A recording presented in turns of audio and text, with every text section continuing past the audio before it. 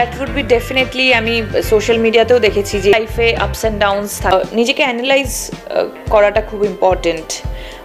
সবসময় আমরা কি করে থাকি যে আমরা নিজেদেরকে একটা পেডেস্টালে রাখি এবং ভাবি যে আমরাই বেস্ট, আমরা যেটা করছি সেটাই সব থেকে ঠিক।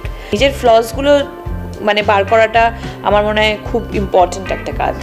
অবশেষে অপু বিশ্বাস ও শবনম বুবলিকে নিয়ে কথা বলতে বাধ্য হলেন টলিউড অভিনেত্রী শুভশ্রী গাঙ্গুলি। শুভশ্রী গাঙ্গুলি বেশ আপডেট, নিজের ব্যক্তিগত জীবন সহ তার ইন্ডাস্ট্রি কেরিয়ার সব দিকেই রমরমিয়ে বাজা। যেমন ইন্ডাস্ট্রি কেরিয়ার নিজের জায়গা ধরে রেখেছে, তেমন মা হিসাবে বা স্ত্রী হিসাবে নাম্বার 1 তিনি। এবার কথা বললেন অভিনেত্রী অপু বিশ্বাস ও শবনম বুবলিকে নিয়ে। শবনম বুবলি, অপু বিশ্বাস এখন ভাইরাল টপিক। তাদেরকে সোশ্যাল মিডিয়ায় সর্বদা বাকযুদ্ধে দেখেন সেলিব্রিটি থেকে সাধারণ দর্শকেরা।